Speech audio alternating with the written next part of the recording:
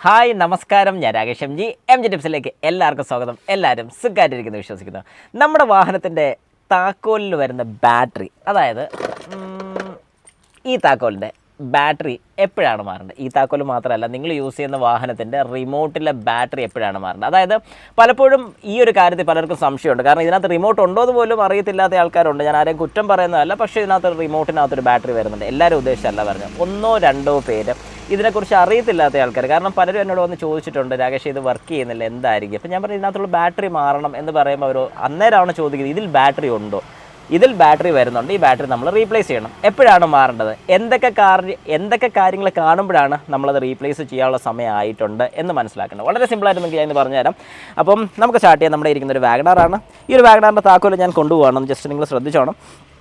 കുറച്ച് ദൂരോട്ട്, അതായത് നമ്മുടെ വാഹനത്തിൻ്റെ അവിടെ നിന്ന് ഏകദേശം ഒരു എന്താ പറയുന്നത്, ഒരു 4-5 മീറ്റർ ഒന്ന് മാറി നിൽക്കുക. 10 മീറ്റർ വരെ കിട്ടുമ്പോൾ ഒരു 4-5 മീറ്റർ വരെ മാറി നിന്നിട്ട് ഈ താക്കോലൊന്ന് പ്രസ് ചെയ്യാൻ പോകണം. നോക്കണം, ഒന്ന് ലോക്ക് ചെയ്തു, വർക്ക് ചെയ്തു, അൺലോക്ക് ചെയ്തു, വർക്ക് ചെയ്തിട്ടുണ്ട്. അപ്പം ഏകദേശം ഈ ഒരു ഡിസ്റ്റൻസ് ഒരു 4-5 മീറ്റർ മാറി നിന്നതിന് ശേഷം നിങ്ങൾ വാഹനം ഒന്ന് ലോക്ക് ചെയ്ത് നോക്കുക. അങ്ങനെ ലോക്ക് ചെയ്യുന്ന സമയത്ത് കൃത്യമായിട്ട് ലോക്ക് ആകുന്നുണ്ടെങ്കിൽ, അതായത് ലോക്ക് ആകുന്നതിന് വേറെ ബുദ്ധിമുട്ടോ കാര്യങ്ങളൊന്നുമില്ല, കൃത്യമായിട്ട് തന്നെ ലോക്ക് ആകുന്നുണ്ടെങ്കിൽ ഒരു പ്രശ്നം നമ്മുടെ വാഹനത്തിൻ്റെ താക്കോല് വരുന്നില്ല.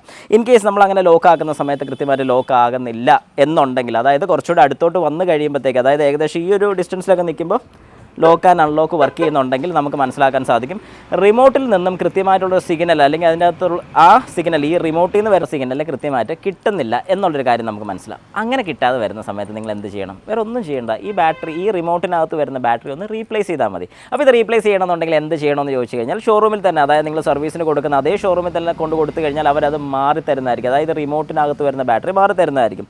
ഇൻ കേസ് ഇത് നമ്മൾ റിമോട്ടിൻ്റെ ബാറ്ററി മാറിയിട്ടില്ല, പക്ഷേ വർക്ക് ചെയ്യുന്നുണ്ട്, ഇത്രയും ദൂരമൊക്കെ നിന്ന് വർക്ക് ചെയ്യുന്നുണ്ട്, എന്നാലും ഒരു 2 വർഷമൊക്കെ കഴിഞ്ഞാൽ, അതായത് 2 ഇയേഴ്സൊക്കെ കഴിയുമ്പോൾ ഉറപ്പായിട്ട് ഈ ബാറ്ററി മാറി വിട്ടുകൊണ്ട് ഏകദേശം ഒരു 90 രൂപയൊക്കെയാണ് ഇതിന് വില വരുന്നത്.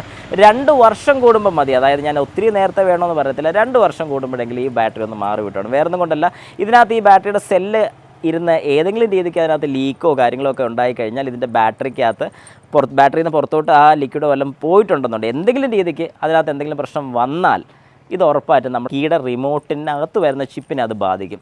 അങ്ങനെ ആ റിമോട്ടിൻ്റെ ചിപ്പിനെ അത് ബാധിച്ചു കഴിഞ്ഞാൽ പിന്നെ നമുക്കത് നന്നാക്കി എടുക്കാൻ നല്ലൊരു എമൗണ്ട് വരും. അതായത് ഇതിനകത്തുള്ള ബോർഡിനൊക്കെ തന്നെ നല്ല റേറ്റ് വരുന്നതാണ്. അതുകൊണ്ട് കഴിവതും നമ്മൾ 2 വർഷം കൂടുമ്പോഴത്തേക്കും തന്നെ ഈ റിമോട്ടിൻ്റെ ബാറ്ററി മാറി വിട്ട് കഴിഞ്ഞാൽ ഒരു കുഴപ്പവും നമ്മുടെ വാഹനത്തിൻ്റെ റിമോട്ടിന് വരുന്നതായിരിക്കത്തില്ല. പിന്നെ എനിക്ക് സജഷനായിട്ട്, പേഴ്സണലായിട്ട് പറയാനുള്ളൊരു സജഷൻ എന്ന് പറഞ്ഞാൽ, നിങ്ങൾ വാഹനം മേടിക്കുന്ന സമയത്ത് കിട്ടുന്ന 2 കീ ആയിരിക്കും. ഈ 2 കീ മാറി മാറി യൂസ് ചെയ്തോണം. കാരണം മാറി യൂസ് ചെയ്യുന്നതിൻ്റെ ഏറ്റവും വലിയ അഡ്വാൻറ്റേജ് എന്താണെന്ന് പറഞ്ഞു കഴിഞ്ഞാൽ, 2 കീയും യൂസ് ആയിട്ടിരുന്നുള്ളൂ, ഒരു കീ മാത്രം ഇരുന്ന് പോയി അതിന് കംപ്ലൈൻറ്റ് വരുന്നൊരു പ്രശ്നം ഉണ്ടാകുന്നതായിരിക്കത്തില്ല. അതുകൊണ്ട് ഈ ഒരു കാര്യം നിങ്ങൾ മറക്കരുത്. കൃത്യമായിട്ട് ചെയ്ത് കഴിഞ്ഞാൽ നിങ്ങളുടെ വാഹനത്തിൻ്റെ റിമോട്ടിന് വേറെ പ്രശ്നങ്ങളോ കാര്യങ്ങളോ ഒന്നും വരുന്നതായിരിക്കത്തില്ല.